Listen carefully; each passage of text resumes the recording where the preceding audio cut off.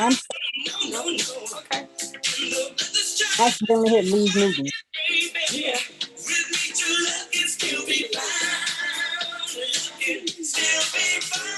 Second time around. The second time is so much better, babe. Isn't it though? Yes, it is. Better than the first time. So Shalimar set us up for the night. Good evening. Second time around. That's what we're talking about tonight. What happens when you push reset and start all over again? That's what we're talking about tonight on Friday Night Live with Dr. Kim. I'm Dr. Kim. So welcome. Welcome. For those who are listening in my Facebook group, Love and Life According to Dr. Kim. Hey, y'all. For those who will be watching the replay on YouTube, hi, y'all. And for those who are in the fake studio audience over here, hey. Okay. So I want to welcome my very special guest tonight, Mrs. Miche White. You all say Hello. hi to Miche. Hi, everybody. Good evening. So we are talking tonight about what happens when people break all the way up and then bring it back together. What happens? What is that like? How? Why? And so when I posted initially and I was asking for guests to come on for this topic, some folks are like, I don't know, like I'm happy about my story. I don't know if I want to share it. And then there were others who were like, that happens. And I'm like, oh yeah. So I got a lot, like I said, I got a lot of folks who volunteered, but only one that was brave enough to come on. I had another person, but there was some scheduling conflicts, but hot topic. And so Miche, I thank you for coming on tonight and willing to be transparent and honest with us, because as the self-proclaimed relationship renovator, I'm all about people fixing things. I think we're in a generation that is used to recycling, and we were talking about recycling, right? But we're also used to just discarding things, right? So, I don't care about it anymore. It doesn't work anymore. I get a new one. And so we tend to do that with material possessions as well as people. And so I'm intrigued when I hear about people either saying we were on the brink of divorce or we went all the way there, but somehow found our way back. And so that's what you're going to share with us tonight. And so let's start at the beginning, shall we? Yes, ma'am. Okay, so how did you meet? Let's go back to the beginning. So how did you all meet and get married and all of that stuff? We met through my best friend at the time was his best friend's girlfriend, I guess, but I'm calling baby mama. I don't know what she was, but they Okay. were together and she was like, oh, I want you to meet him. And I'm like, okay. And we met at my house, my mom and dad's house. And it was just the funniest thing. We met, and when he left, I didn't give him a hug or anything. I might have said, I didn't give him a hug, kiss, or anything. I shook his hand, and I knew from shaking his hand, and he laughs at me whenever I tell this story. But I'm like, I knew I was gonna love you. I didn't know I was gonna fall in love with you. I didn't know I was gonna marry you. I didn't know you were gonna be my forever man or whatever. I just knew that I was gonna love him, and that was the very beginning, and that was like 1994 or 1995, something like that. Okay. and and we ended up and we got married in 1998. We got married on August 8th, 1998. We didn't have the big old to do wedding. We wanted to, but we were doing it ourselves, and we didn't have it. So but we did get married in the church and everything. Okay. And it's funny because we only did one little counseling session, and it was with the pastor at the time. And he was like, he said, "What to mess up your marriage is talking about sex or whatever." He was like, that's gonna be the thing that can mess up a marriage, and either not having it or By just doing." talking about it? No, that's what we talked about in counseling. But he was talking about basically he might have just been talking to me, saying you better give it to him or something. But and to tell you the truth, that ended up being part of the end or whatever. But and I felt like he jinxed us. I was like, he should have never said that, because I felt like that was some part of the mess up, but I mean, along the way, and we talked about, we had two children together during that time, and we had like what you would call it was five of us all together, but it seemed like we had like the American dream family. We had a Mm, house, we didn't have a picket fence, but we had the house and the kids, and they played sports, they did everything. So we just had this great family going on, and I always say this line from Forrest Gump is one of my favorites when he's like, "Man, you stepped in a pile of poop." That's what I'm gonna say. I'm not gonna cuss on here. And right. then Forrest Gump says, "It happens," and Yep, I'm like, right. And that's what I feel about life. It happens, it and does. that's the poop that happens. It does. I want to go back to this when you all met because I'm intrigued by that. So you say you shook his hand, you did not hug him, but Hmm. something in that handshake made you feel like, I'm gonna love you, not be in love, but love you. What was it about the handshake? Was it something you felt? Was it something it made you think or remind you of? What was going through your head? It's gonna be silly, but he had soft hands. Ooh, Not that he didn't work, but he worked at a soap factory at the time. So if you're working with okay. soap all day, of course you're gonna probably have soft hands. I mean, but he's a working man, like he's a hard working man. But Mhm. it was just the feel of his hands, and I was It was like, his touch. yeah, that's it. It was the touch.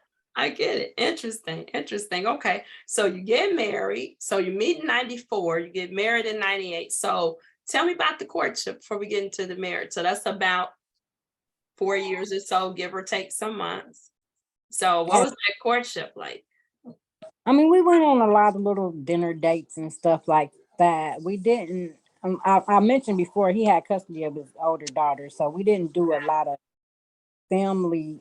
I mean, we didn't do a lot of like, okay, we're just going to do this. We were around my family and his family most of the time, but we did go out a lot. And we both of us together, we're kind of homebody people where Okay. it didn't matter. We weren't like, let's go to the club or let's do that. We were okay with not going out because I'm not that person. I'm happy at home most of the time, except for Okay. when I'm here by myself. But otherwise, I'm okay being at home watching a movie or whatever. So we just had good times together.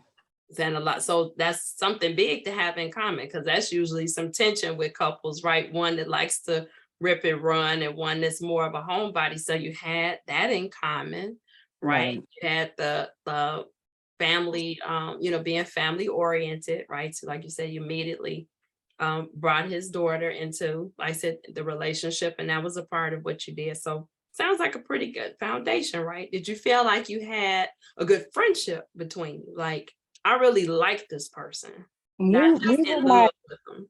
we were like best friends, really. And I think that was part of, and we're not even to this part yet, but that was part of the getting back together. He said he missed his best friend. You're gonna make And me cry when you send and a of course Kleenex. that makes you just be like, oh, okay. No. Like when you first dating somebody and they be like, what you doing? You be like, nothing. You know what that means. Like, I'm about to come over. Like, Right, right, okay. right. He's like, I miss my best friend. And it's just like, oh, I miss my best friend too. It was just so like, okay, we're gonna be back together. Oh my gosh. Okay, so like I said, don't take us so far so fast. So I we know. so we're dating, we're doing mostly, oh, we go, we hang out, we might go get something to eat, but it's really low key. So that's a lot of quality time, right? Or it could be. Mhm. So what made you all decide to get married? One day we went out and he was like such a gentleman about it because he asked my dad. Nowadays dudes just like He whatever. asked your dad. He asked my dad, could he, would it be okay to get married to me? And so we went out to eat on my birthday and he proposed to me at the restaurant on my birthday. And it was just like, that was an immediate yes, like yes, but it was like, You said you so, have to think about it, right? no, it was just like, so, I don't know. It was just everything. Oh, okay. But we didn't do it all in the right order. You know how they say, what's that little thing? First comes love, there comes marriage, then comes the Of baby the and the baby baby. carriage. First come loves, then the baby and the baby carriage, then the marriage. Because we did have Okay. our son was born in 1996 and Okay. we got married Okay. in 1998. Okay. So not gonna say that. It wasn't like a shotgun, like, yeah, you better marry my daughter, but it was just Right. like it just progressed. I mean, we loved each other anyway, but it just Hmm. like it was at that point, it was like, okay, this is my family, this is what we're gonna do. So It's that's what like we we're did. solid, right? We're not gonna go anywhere, so let's make it official. Right. I feel you now, no shotguns, but yeah, mad respect for him asking your dad, especially being grown, right? Right. So, like Right. you said, so many times, maybe with slightly younger people, but people tend to feel, when you get to a certain age, well, she's independent. I don't have to go to her parents, or we don't need the approval of the family to do this. But how about wisdom has taught me that you need to involve your family, you need to involve your friends to a certain level. Like I say, everybody Right. doesn't get a vote, but if these are people that love you and care about you and have known you your whole life, they have something to share about that, their feelings. I think this is a good move for you, or I'm not so sure. So I can respect that he asked, and and that you were game with that as well. Hmm. Yes, I So was. so you got married, you jumped the Mhm. broom. Okay. So now we got our little family, like you said, no picket fence. And tell us about the beginning of the marriage. So you start off, we on cloud nine. Mhm. We got one little baby boy. And Mhm. what happens after that? I mean, it was still, it's like we started and we moved up gradually. We started in an apartment and then we moved into like I don't know what they call them everywhere, but in Dayton it's called a double, where it's one house on one side, one house on the other. The So duplex, they call them duplexes yeah, we did here. Uh-huh. those. I was going to say duplex, but that's not what we call them here. Okay. But we lived in one of those, and then we bought our first house together. And Nice. it was like we lived on it was West Hudson. Mhm. So I don't know if you remember that song, We're Gonna Rock on to uh Electric Avenue. Electric Avenue. Yeah. So we would Uh-huh. be like, gonna walk on to West Hudson Avenue. And we just were so like, we just were like excited about it. But then later you find out you buy a crappy house and you're just like, what? And I Oh, feel a lot of that, it was just it's a lot of pressure sometimes being a man, meaning like doing the man stuff that men do and trying to keep up the man stuff. And then later you're like, I'm tired of doing this stuff. And mm, we got to that point, but then it's like, but now we're back. So, but yeah, it was just like I mean, our kid, like my son, like started playing sports at like 4.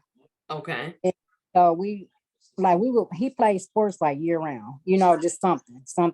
Cause he was kind of a big boy.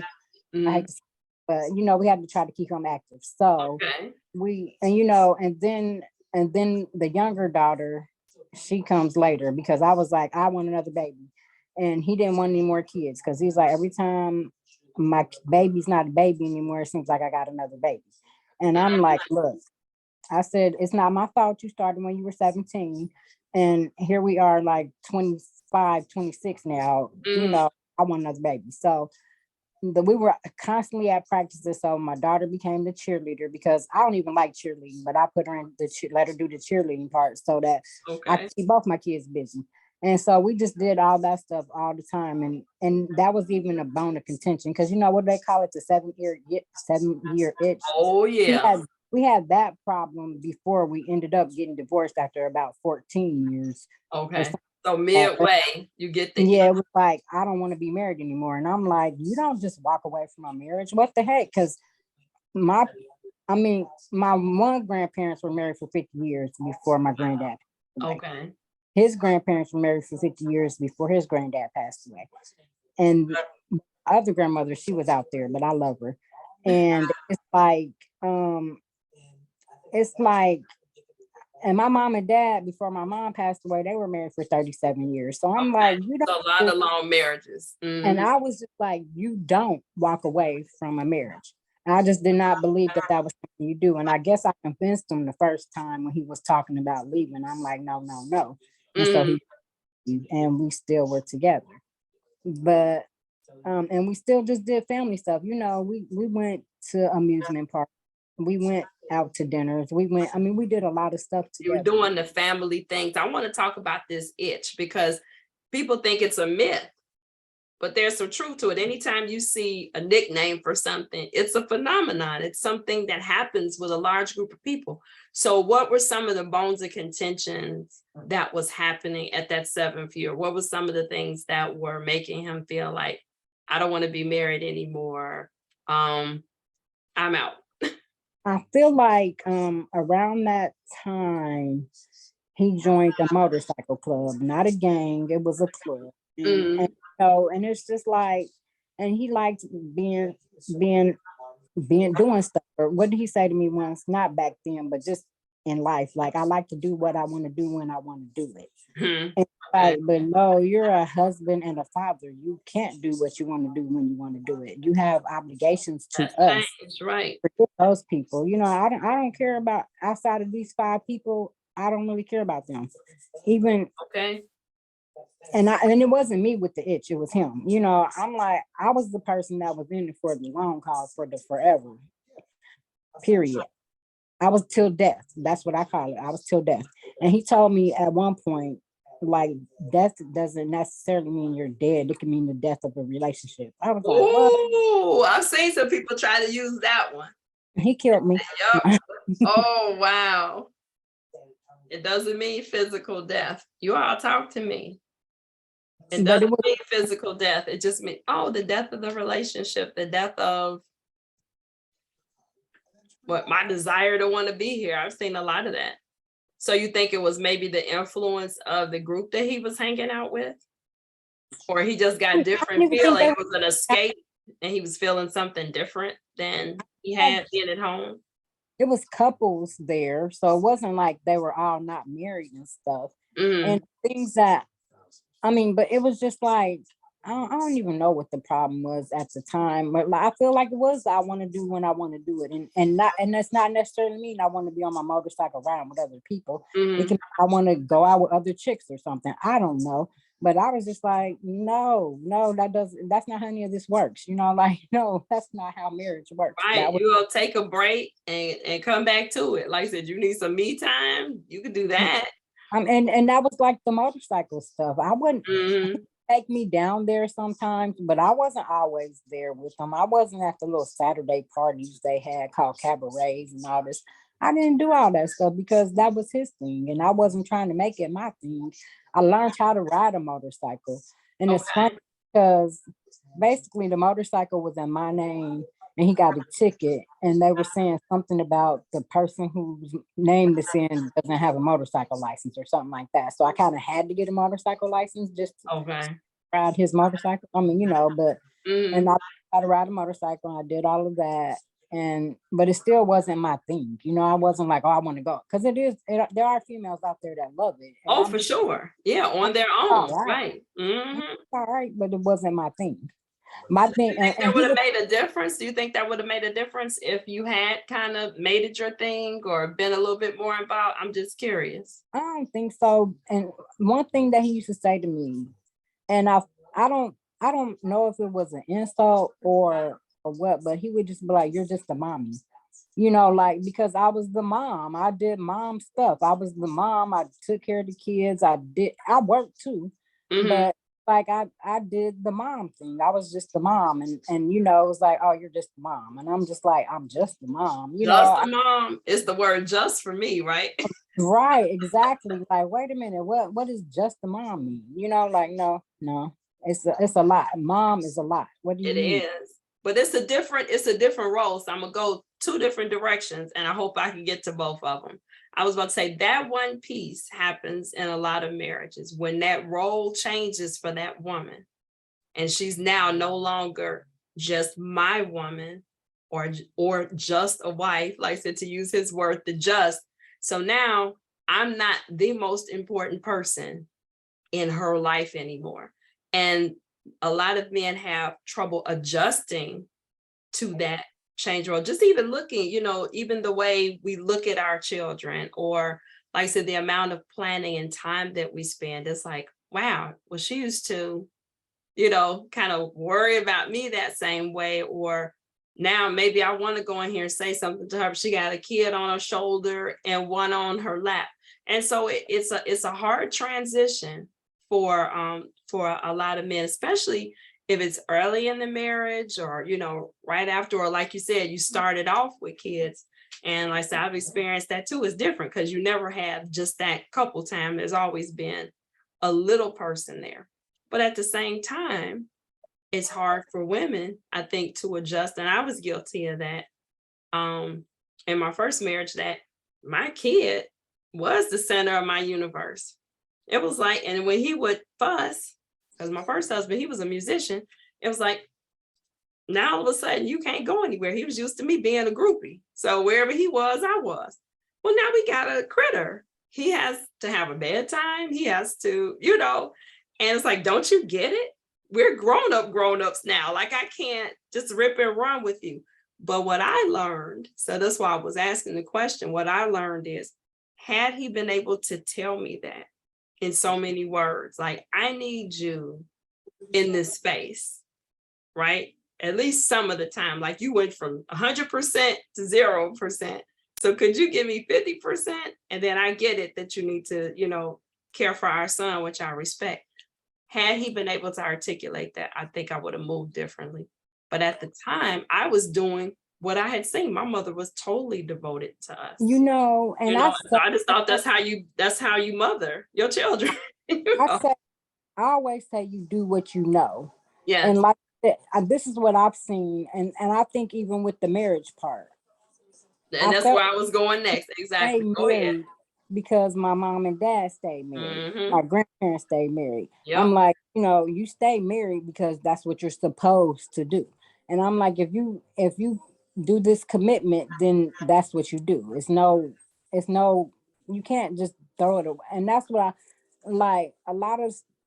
Something you just said made me think, like, I feel like they get to a point where they're just like, well, whatever, like you said, it's all about me, and it's like, but it's not just about you, and it's about, and and I feel like once we have this whole family, which we had from, I had an Instapot family, this the Instapot family. It's like once you have a family, it's like, it's no just me, and it's no just I'm gonna kick it, and no, I'm not gonna just do all this me stuff. And I was really devoted to the family.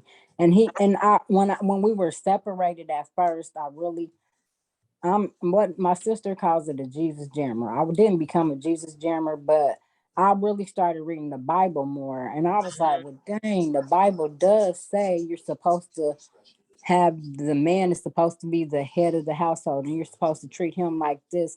Before, you can love your kids, but the man is here. And I was like, oh, and I was like, well, I had it all wrong, according to the Bible. I'm like, I had it wrong. I was doing it the wrong way. And then I felt like, I talked a lot, and I'm not saying like I'm talking a lot right here, but I shared too much of our marriage with the world, meaning like I would just, or like I talked about the social media, I would just blab on social media when we were arguing, and just argue with him on social media and whatever, not in Messenger, but like on a status. And I'd be like, oh, this yeah. man, blah, blah, blah. And then he'll say something back, and we'll be arguing back and Oh forth. my gosh, in front of everybody. And it's funny, I figured it out later. I became the entertainment, where people that would be all on my side allegedly, it's like, oh yeah, girl, yeah, girl. But when the poop it hit the fan, nobody was there. When I got the divorce papers, nobody was like, oh, I'm sorry, girl, I'm there for you. Nobody was there for me when that happened. Nobody was talking and supporting me when he was divorcing me. It was none of that. Like, oh dang. And I've learned, even like we went to a little get together this weekend because my sister's husband's birthday, then her birthday, so it was like a little combined thing. And normally we wouldn't go because they were kind of mad that we got back together, and I didn't get it. And then my friend is like, well, you're their sister, and they felt like when he did you wrong, they like, we don't like him. And I'm like, okay. But if I didn't tell them all my business, they wouldn't have been put in that position to be like, we don't like him. So I've learned. So, and don't get me wrong, we're not 100% perfect right now. Nothing's perfect. Nothing But is. it's great. Our life right now is the best ever. So it's like, it's all great and everything. But when things aren't great, they don't know. because I don't call them They up. don't need to know. Girl, let me tell you. I mean, because that was one of your questions. Like, what did you learn? I really learned to keep my mouth shut because I thought that that's what I was supposed to do. Go to my sisters, go to my family, tell them what's going on. And then I learned from doing that that's not what I was supposed to do. So here's the thing. Let's press pause right there because there's two big lessons, right, that we kind of looked at. So the first one is balancing the role of being a mother and a wife. And so understanding that you have to continue to cultivate the relationship with your husband as the primary relationship, right? Because that's what's providing the basis and foundation for your family. And then you care for your children. And that is why some people pay the price on the other end when they stay together, is because we've devoted all this time now, right, to these kids. Now the kids are gone. What's between us? Who are we? You know, and my guest last week talked about it, how even with that devotion to the relationship, it's a stretch because you've been putting so much energy into the kids and you're changing and we're changing and we're changing and we're changing. And so if we don't focus on us, we could lose that. So that's lesson one, balancing your role between being a wife and a mother. And that second piece is not telling all your business. Now, I think there's a balance there too. I think you have to be selective about who you share with, because sometimes you do need another ear, another perspective, somebody's wisdom, their life experience, sometimes just a shoulder to cry on. So it's who you choose to reveal your business to, for lack of a better word. And then it's also the what. So like you said, you might say we had an argument or we're arguing a lot, but do you need to give them the transcript of the argument? And then he said, and then I said, and then I told him, and you know, they don't need all of those details because like you said, and it is hard for family. You hurt mine. Now I'm gonna look at you side eye and you've gone past it. So that's very, very difficult. You know, I was like, well, if I'm okay, y'all should be okay. That's kind of how I felt. And then this weekend, we've been back together since like 2018. It's 2022. Okay. And this weekend was the first time my sister spoke to my husband and said his name to him. And I used to just be like, I was like, you know, I feel like if you're the only person still mad, you're blocking your own blessings. You know what I'm saying? Everybody else is moving on and you're just over there angry. And it's like, why are you just so angry when? And it's funny though, because my sisters have had their own issues but they didn't tell me about what was going on with them. And then I found other way and I'm like, oh, shut up. You know, like, oh wow. So everybody, nobody is perfect. Nobody's marriage is perfect, nothing. But I felt like because I told them what was going on in my marriage, it was like they felt like they could look down on me, him, and us, you know, and it's like and you know, and then when I found out stuff about them, I never was like, oh yeah, yeah, your husband was cheating on you, or oh yeah, your husband did, you know, I never did like that. So because you don't have that heart, you don't have that kind of heart. Then the piece that you said about social media, again, here's another lesson, and I have told, I don't see the people I need to see here, but I constantly tell people about that. Leave your business off social media. And you said something so important, that these people were using your life as entertainment, pushing buttons on you, kind of encourage you to wild out. Oh, I wonder what she's gonna say next. Oh, let me see if he's gonna come back on that. Like, this is not somebody's real life. And so when you look, people cannot attack what they cannot see. Boom. They cannot aim if you don't give them a target. I consistently tell people this. Hey, it's his birthday. Boom. We take a picture. Oh, it's our anniversary. Boom. That's enough. But it's like, oh, wow. You know, your husband ever not take out the garbage? Because mine act like he don't know what the garbage is. Boom. Okay. Here's you know what I'm saying? So now you got everything wide open. And then if you look at it from a spiritual point of view, when you ruin that intimacy, that space that is between you and your partner, it gives space for the minions to come in, and it gives space for the enemy to come in. And when you give him a crack, honey, he's gonna take a mile. And somebody so careful. something somebody told me at work a long time ago, because I talked about my husband, like all the good stuff he used to do for me. Like when Mm-hmm. we're like, yeah, he does this and that, blah blah. You know, he's the greatest. He does it because we worked at the same place at the time. Like, oh, he Okay. does and that, and you know, this and that and this and that, and that ended up being a problem because the girl told me it was another girl. It was just a female that I sat close to, and she was like, you shouldn't tell people even the good stuff in your life because they're gonna want it or they're gonna try to, Oh and yes. that's basically what happened. Somebody else that worked with us. I ended up being off work for a while because of my illness. And Mm-hmm. when I came back to work, this chick used to be looking at me all side-eyed and crazy and just mean mugging me. And I'm like, what I do to her? And we were cool before I left. So I Mm-hmm. was like, what's, and then come to find out they were something, you know, at a later date. And I'm just Girl. like, I found out way later. And it's like, I felt like maybe everybody was talking about me because everybody knew but me because I didn't know. I had no idea, none at all. And, you know, in the workplace, everybody know what's going on Oh except yeah. what's That's a going on. And, reality TV show. I tell you, some right. places you don't even need to watch TV because there's more than enough stuff Yeah, going there. exactly. And I'm Yeah. like, I'm sure everybody at work was probably like, oh, he messing around with that girl. Ooh, this and that. And I'm like, I had no clue. And she's still a thorn in my side 10 years later just because she wants to be.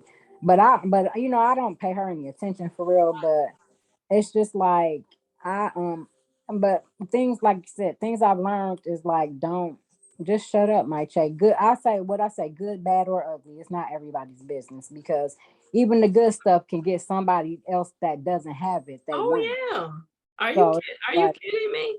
And yeah, I live that too. It's like you doing a whole commercial advertisement. Come take my husband. He does this. I mean, you telling he does this, he does that, girl, and he does this. And they're like, really? Let me find out. right, You know? no, and it's like And say, no, how are things at home? Fine. exactly. Oh, And your that's husband seemed like a good man. He is. That's and enough. period. And you know things that I've learned, and I just be like, no, it ain't everybody's business now because it's just, I mean, and like when I say things are like great, like we bought a house in Mayberry, and it Not was the funny. real Mayberry, y'all. Not Yeah, where yeah. Andy Griffith lives. It's But we bought this Mayberry. house. It was funny. It was on Thanksgiving, Oh, Thanksgiving of 2020. And mm, he's like, well, let's go. I bought a new cover for the car. And I was like, I was really mad because he bought a car cover before. And that I was really mad because he said, I got a surprise for you. And it was a car cover. So I'm like, whatever. Why are we driving around this town? You know, blah, you know, just blah, blah, blah. Drive, fussing, fussing, fussing. We pull up to this house and the garage door opens. And I'm like, oh, how is that? And he's like, with the garage door open, he said, welcome home, baby. And I was like, oh my God. I was like, oh my God. You know, oh. he like, and, I, that man, you know, and it's just that, you know, and none of y'all know Mayberry. So none of y'all gonna come try to get You so you can't find us. at it. They Right. can't find So you. it's just like, and it was just like one, and he does stuff like that. And that's why, and it's really funny because when he like when we did talk to the preacher that married us the second time, and he was Mhm. like, well, why y'all getting married, why y'all getting remarried? And he was like, because she asked me. I was like, no, I didn't. and and then I do remember one time we might have been talking on the phone like just randomly, and it wasn't even after we were back together. And I was like, because I have an illness and I was in and out of hospitals and stuff, and I was just like, you know, if something happened, you know, I was like, if I get really sick, will you remarry me? I do remember saying that, but Mhm. and you know, he was like, yeah, okay, and that was the end of that conversation, and that was before we even got divorced. So I just didn't even, we weren't. No, I think it was after we Oh, got you weren't even divorced? right. I think we were divorced, and I was Okay. like, well, it was shortly after we got divorced, and I said, would you remarry me? And he was like, yeah, but I didn't even take that as a proposal. He was like, she asked Right. me. You're like, Like, I right. ain't drop on the knee. All right, well, we need to go to the divorce. So what? Because you took us to the being reunited. But what finally was like the straw that broke the camel's back that made you all break up in the first place? So what was going on then? He was messing around, and Girl. I was still wasn't trying to break up. I was still like, we can work it out. We can, I was like, Mhm. I was the marriage vows person, sickness and health, good times and bad, till death do us part. We can work through this bad time and we can make it work and we can fix it. Mhm. I was the person that would fight for my marriage, period. Like, no, I'm not getting a divorce. No, we're not getting a divorce. But and he met some other female, not even the crazy female, but he met some other female Not that even a crazy one. right. And I get and he and something happened between them and Mhm. basically I feel like it was a pressure into, oh, we need you, I want you to get married to me or whatever. And I'm just like, whatever. And then I felt like, and I was at a point in my life that I was like, I think I'm gonna be single for the rest of my life because Hmm. I was looking and it was people that liked me, but I wasn't like, I was still just like whatever. And I just So said, this is I'm after the divorce. So you're saying like yeah, yeah, now you're divorced and you're like, okay, this is right. just And gonna and be it by myself. was came up to me and wanted to be in a relationship, and and my kids would be like, come on mom, and I'm like, no, no, no, I'm okay. and Well, what and was the then turn off? Hold on, don't go so fast. So what was the turn off? These people that you were meeting while you were single. they were some of the nicest people. Hmm. It's sometimes it's about attraction. I'm not saying they were ugly or anything, but and what's for you is for you. I say that all the time. No, I say it this way. I say what and who's for you is for you. So Okay. they weren't for me, and that's just it. And I never I when I said I was going to be single for the rest of my life, I wasn't holding out to be back with my husband. I didn't think we were Mhm. ever back together. I thought that ship had sailed. I was just like, well, whatever. And it's funny how people remember stuff how they want to remember it. Because his mom would be like, yeah, y'all was gonna always be together. He used to come see you all the time and he would come visit you and y'all always talked. And I'm like, I don't know what you're talking about. She didn't know what she was talking about. So I'd after be like, you all, so oh, she's saying after you all broke up, you were still talking all the time. yeah, I'm like, I don't know what you're talking about. And sometimes me and him talk about it. I'd be like, yeah, your mom be saying we was talking. And he was like, yeah, I don't know where she got that from. I'm like, right, because we weren't talking. We You did not. weren't. I mean, we I think our divorce might have been final either right before or right after our youngest child graduated from high school. Okay. And we had to we he came to this thing because they had something, how they have like national signing day for athletes. Yeah. They Yeah. call academic signing day. So like if you Right. had good grades and stuff and whatever college you want to go to, they had something like that. So he Hmm. came to the academic signing day for, I think, for both of my kids, but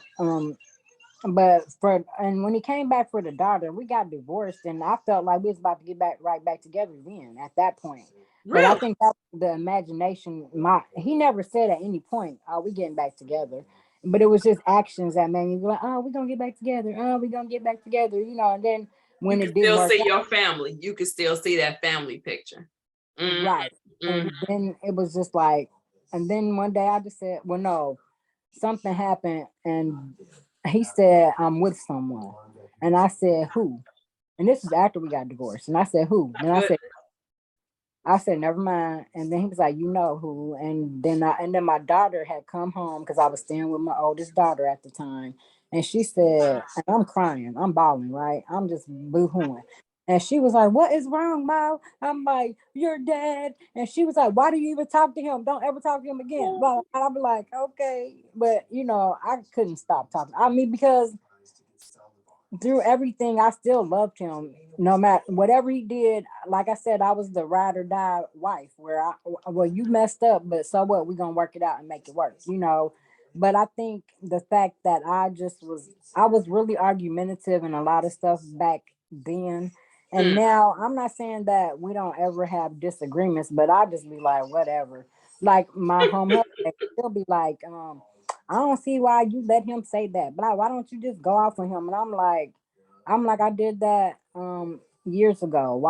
I'm like, that's stupid. I'm not gonna repeat the same mistakes and just be arguing and fussing over stupid stuff. That's just dumb now. I've That's learned. the thing. That's the thing. Did you listen last week? That was something that Dr. Brown was saying last week. Miss Alene, I also call her. You get to a certain point in your maturity and in your marriage where you're like, I'm gonna pick my battles. And Exactly. everything is not worth an argument. So some Exactly. stuff I'm just not, it's like, whatever, that's just who you are. So I'm gonna accept that.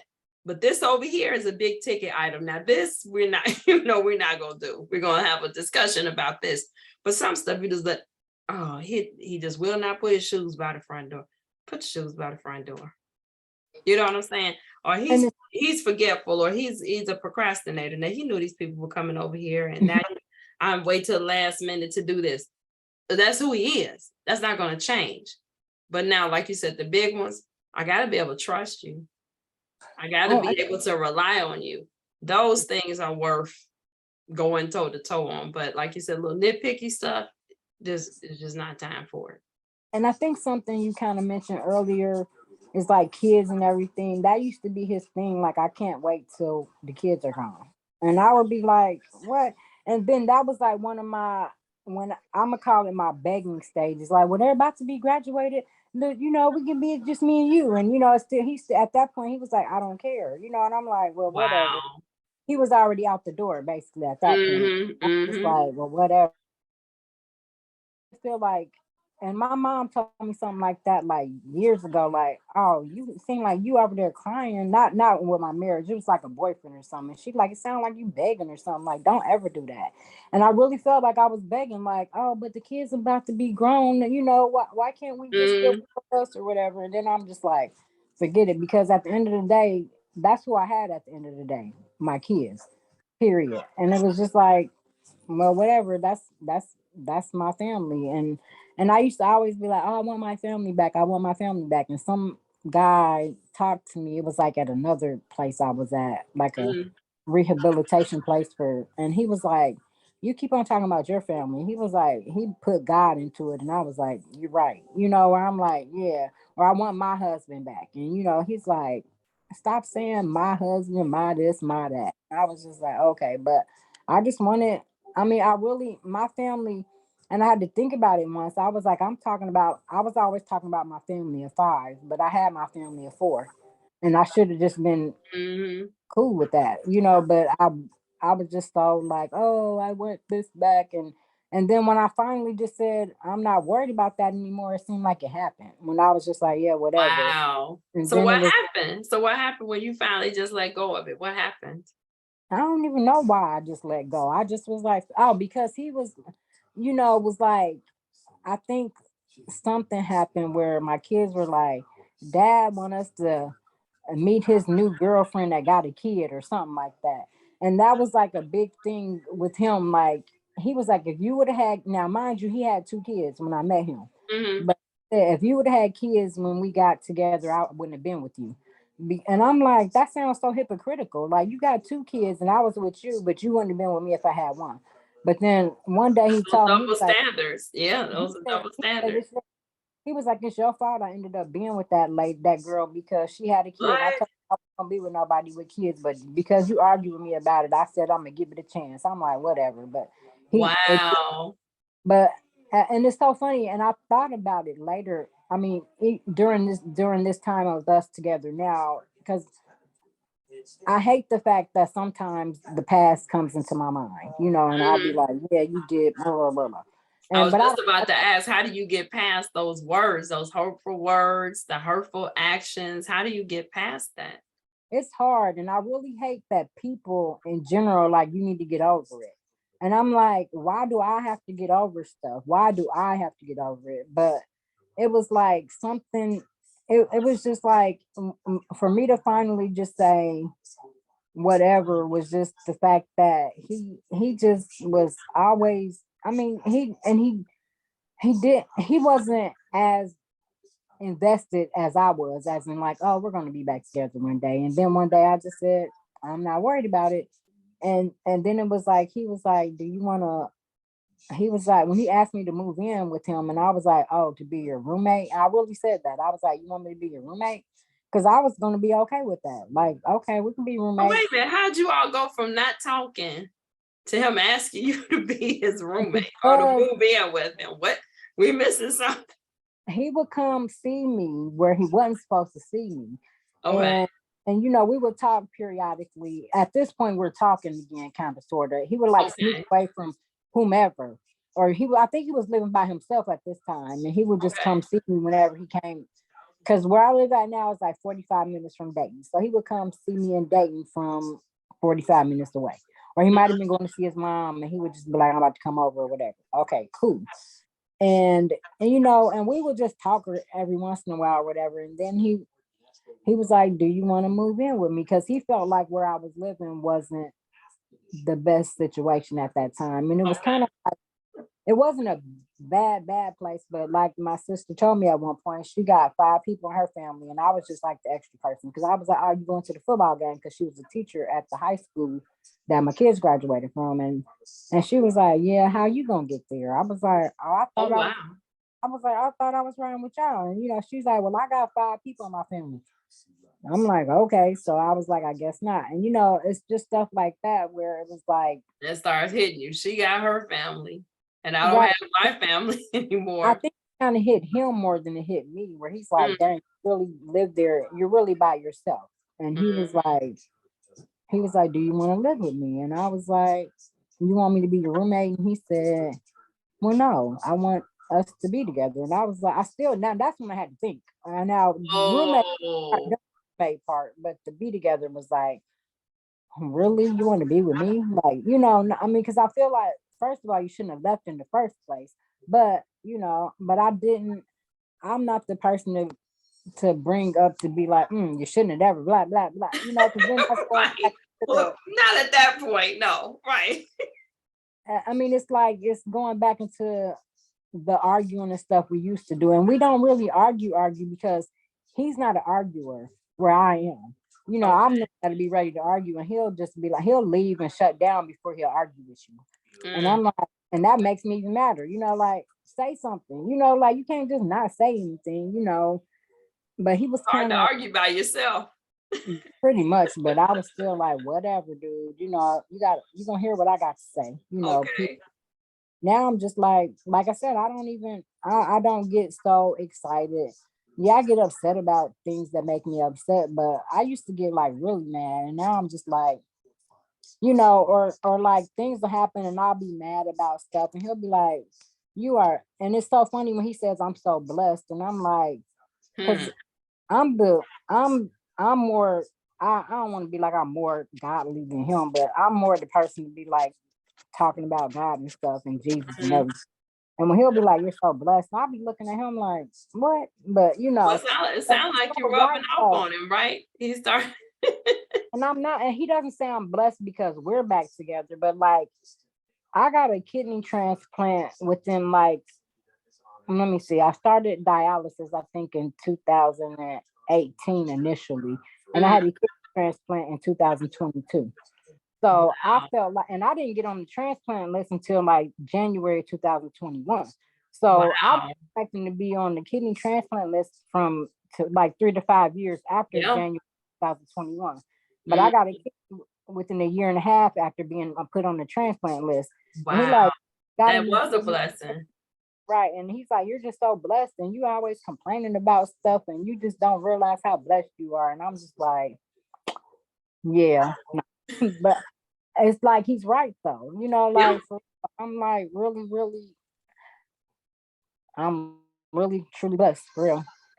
And I'm happy. I'm happy. I am happy. And it's so funny because I feel like we are like so in love right now, but it's like goofy love. Like, "Oh, I love you more," and it's like Oh, not the goofy love. we've been together for like, I mean, even though we've been apart for a little bit of that time, but we've known each other for a lot of years. We doing that like high school love. Like, "I love you. I love you more. Okay, I love you. I love you too. I love you. Love you. So were Love you you." like that at the beginning? Or is this something that's new and I different? feel like it's the way it is now. We always loved each other, but I don't Uh-huh. think we expressed it as much. And I just feel like it's really good, and it's great. I love it. I love it. I love it. And it just makes, and he always asks me like, "Am I happy?" Because sometimes I'm not, but I am happy. I'm really happy, and I tell him I'm happy, but he'll be like, "Well, you don't act like it." But I am happy. It's just some things that I might be happy with every once in a while. But But he's checking in, he's trying to find out. And that's excellent. but I am. I'm just like, yes, I'm very happy. I'm like, Uh, but and that makes it sound much better that he's checking in, because I don't think he ever used to do that, to be like, "Are you happy? How you feeling? How's it going? What's going on?" It just seemed like we were existing back then, but now we're just like we're loving each other, and it's just great. So what else has changed? Because you talked a lot about how you've changed. So your patience and, like I said, choosing your battles, kind of figuring out what's important. So you say he's checking in with you now, which is something he didn't do in the past. What have you noticed has changed about him this second time around? Hmm. What's different about your He's hood? more, and it sounds funny, but oh, he's more into me like he wasn't into me before. But it's just like I am I am as important to him as he is to me. I don't know if that makes sense, It but does. I'm always I mean, I've always been the I love you person, and but now it's more reciprocated, where it's like, I love you, I love you, I love you.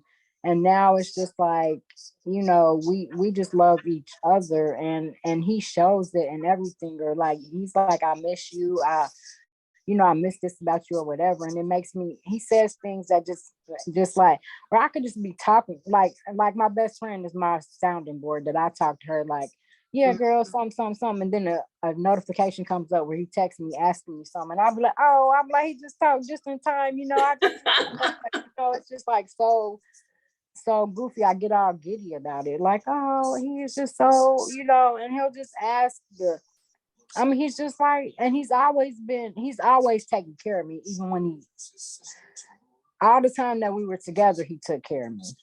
And, and, and according to his mom, he took care of me when we weren't together, but no, that didn't happen.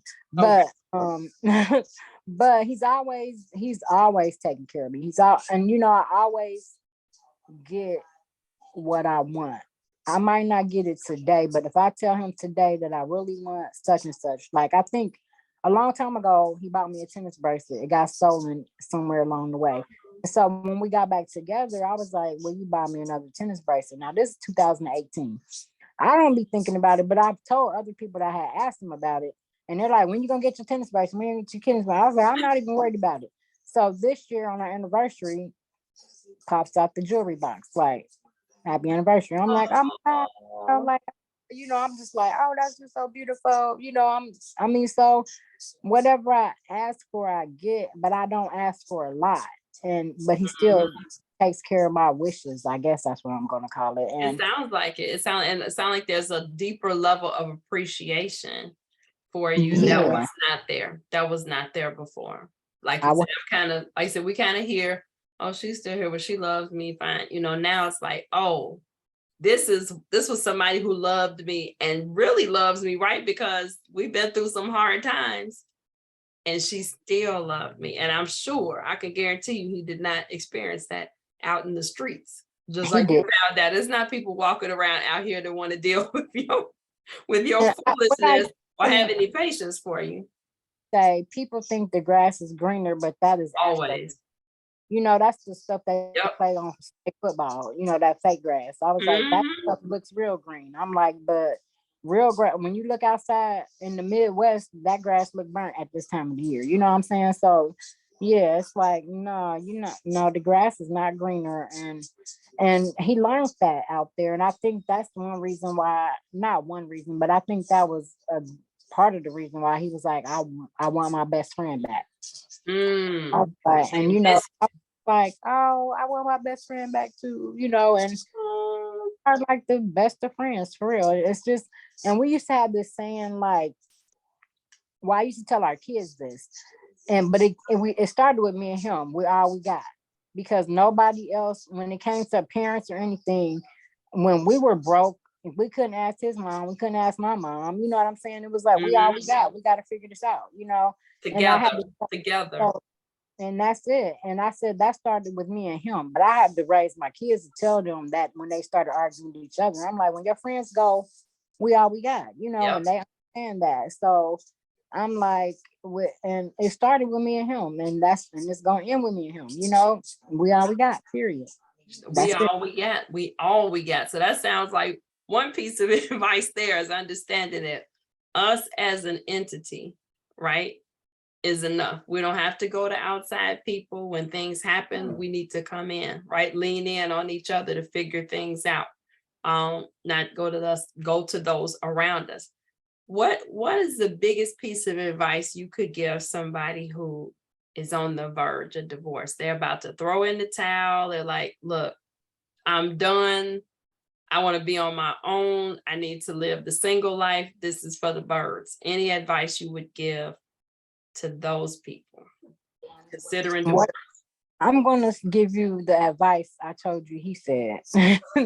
He said, nobody else, whether, and this for a man or a woman, nobody else out there is going to want to put up with you. Meaning that as a female, you might not find anybody that want to do all that shopping for you or do all this and that for you because you're just like, oh, you're going to do this for me. And they do it for you. You might find a bum the next time around. So you should be happy with what you have. Don't run in these streets and everything because there's nothing good out there for you, for real. So like you said, somebody who knows you, right? Who really knows you and is invested in you. Because like you said, we all have some idiosyncrasies. I'll tell anybody, we all have toxic traits. The trick is finding somebody who's willing, like I said, willing to love you through those things. And like you said, history counts. History does count. Like I said, you've built up time and trust with somebody. That's very difficult to just think you're going to find that overnight, like you said, out in the streets, as we call it. So absolutely, that counts for a whole lot. So, and you said something that I've said to many people, right, who got married around the same time I did. And after I got divorced, I'm like, look, if you have somebody, you all hear me out there? If you have someone who is really deep down a good person, but they have some really interesting ways about themselves that's nerve-wracking, those things can be changed. Habits can be changed if they're willing. So if you have somebody who's willing to work at it, work at it. Do not throw a good person away because they are at a premium. Ask me how I know. Okay, 11 out here, 11 years single, I can tell you it is few and far between. I'm not saying that there aren't any, because I believe there are many, and I've met a few. But to throw somebody away and think, like you said, I can just start over, I'll find somebody who's going to be at that level of this person, absolutely not. So short of abuse, get some counseling, get some prayer, and try to work it out and figure it out. What else? What about people who have already divorced and know that they're still in love with their ex-spouse, whether they push the button on the marriage or not? What would you say to them? So, I know this part. I mean, not that I'm gonna be like, well, does that person love them? I mean, because you never know. I mean, you can't just be a stalker or whatever. But if She y'all said, "I'm be a stalker." yeah, but if y'all still love each other, if y'all both still love each other, y'all, it's nothing like the song said at the beginning, second time around. You know, it can be better. Like this is like so awesome, even though I feel like people on the outside looking in probably like, or whatever, but yeah. And this is, I feel like Whatever. but what do they say? I'm living my best life right now. I'm living my best Okay. life. And you know, you can live your best life if you guys are willing to do it again. Because it can be way better. Unless like you said, if it was abuse or something, I probably wouldn't go back to that. Right. Otherwise, if it was just some garbage reason why y'all not together anymore and y'all love each other still, why waste everybody's time? You know, might as well just might as well just do it. Yeah. Because Like we nice. literally don't know how much time we have. Exactly. Right. And you don't want to live in regret. So figure it out, count the cost, get some counseling, people. Get some counseling, talk to somebody. And the big thing I think, and I'm wondering, did you all have a talk about what went wrong? Did you talk about like how did we get there and what are we gonna do to not get there again? Did you have that conversation, or you didn't really it what needed to be, it didn't need to be said, it was already understood. What's understood don't need to be explained. No, There you go. talked about it though. But it's funny because even at the end of the day, it's like a finger pointing contest. Like, no, it was you. No, it was you. You know, like, no, what you did was worse than what I did. You know what I'm saying? Where it's like, whatever, whatever. But you know, we have talked about it though, and even when I be at one point, I'm like, yeah, we do need to go to counseling. He was like, okay, and then when like maybe a couple of weeks went past, and I said, well, when we gonna go to counseling? It's like we don't need counseling if we can't take care of it ourselves. Blah blah blah. But then recently, he like, I think I need counseling. I'm like, I think everybody needs counseling. So It we does all not hurt. everybody needs something, you know, and there's nothing wrong with having counseling. I think a lot that's a I don't know if it's a black problem or if that's a man problem, but I just feel like it's like, It's oh a no, little bit of both.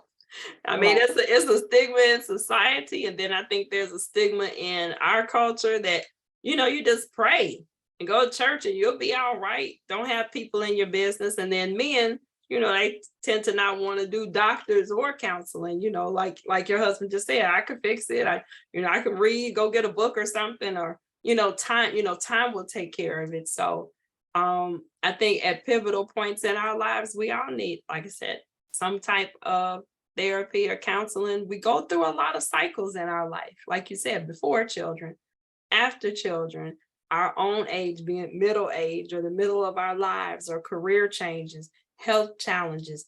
There's a lot, like you said at the beginning, life happens, right? And so as life is happening around us, how we adapt and change, sometimes we need some tools to be able to do that successfully. And it doesn't always come from within. Sometimes you need that objective party to kind of put some things on the wall and help both people look at them and address the problems, not each other. Like you said, that finger point. Well, it was you that started that one. You're the one that used to do this. It's like, here's the problem. Communication. Here's the problem. We don't feel equal. Or like you said earlier, reciprocity. I do for you, but I never get it back. So let's look at those problems over here and let's fix the problem, not try to fix each other. So you said a lot, but I like how this is feeling the second time around. Being googly teenagers, feeling appreciated, the love flowing back and forth. I love that. I I can appreciate that. I do too, and I'm just like, I'm happy, and it's like, and it's kind of not hard, but like both of my parents are deceased, so I didn't even have them to be like, Mom, Dad, what do you think? You know, but, so I Mm-hmm. had to make this decision on my own and just run with it, and they've made it so long. I'm like, why can't I? And like I said, a lot of that was just the expectations. And we've talked about that on previous shows where that's just what people did.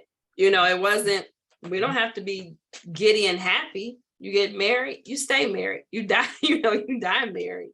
But it's interesting. And like I said, we won't go there tonight because we got to wrap up, because I promised you we were going to do this within an hour. We right at time. So we need to go. But most definitely to go back to the beginning when you were saying you had all of these models of marriage and your husband did not.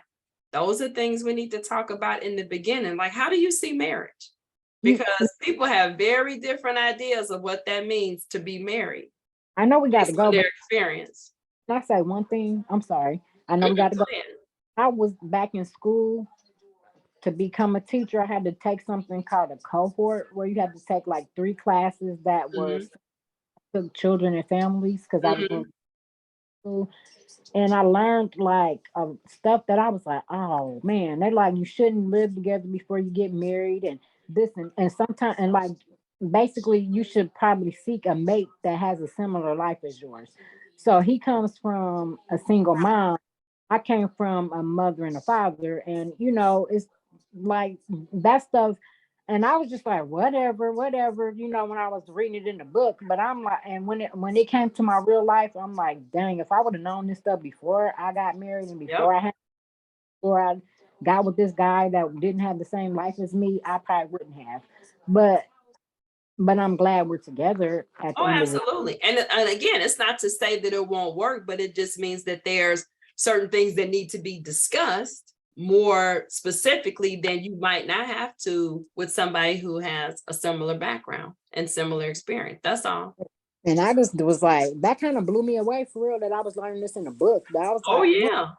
I was It's like, for deep. real? Like, no, no. It's deep, but it's real. And even people who are raised similarly, because you have some people who are like, I want to have a marriage just like everybody I've seen in my family. And some people who are like, that was good, but I want something different or better, right? Because Wow. they saw people who were together 40, 50 years didn't want to be in the same room. So, and other people who saw 40, 50 years and happy. So we're definitely saying over and over and over and over again, communication, counseling, making some intentional decisions up front. When you first feel those first stirrings of special feelings and love, engage the heart as well as the mind and say, what do we have here? And what is it we're really trying to do and where are we going? So thank you, Miche, Well, for thank you for sharing having tonight. Most definitely. We'll do this again sometime. me. Have a good Sure. rest of the evening. Thanks, you too. Thanks a lot. Okay. All right, my dear. Good All night. right. Bye-bye. So for the rest of you, if you got questions or concerns or anything about that we've discussed tonight, please hit me up in the inbox. You know, I love that. Got some questions sitting there now that I need to post people want answers to. And that's the stuff I love, talking about relationships, life and love. So if there's something you want to talk about that's going on in your life, you got the life coach here. If you want to talk about something in your relationship, you got me, the relationship renovator. I'm here at your disposal. So you can find me on Facebook, Kimberly A. King. You can find me in my Facebook group, Love and Life According to Dr. Kim. Or you can find me on my business page, The Complete Suite LLC, where you can book an appointment for life coaching or relationship coaching, whatever your pleasure is. And so thanks for being here tonight. Friday Night Live with Kim. We're out. We're off next week because I will be in the VA for homecoming. Let's hear it for Norfolk State, the Spartans. But the week after, we'll be coming with guests talking about being best friends with their exes. So it's going to be some people that didn't get back together, but their ex is their best friend. So we'll be talking to them on the 21st. So I'll see you on Friday the 21st. Have a good rest of the evening. Talk to you later. Good night.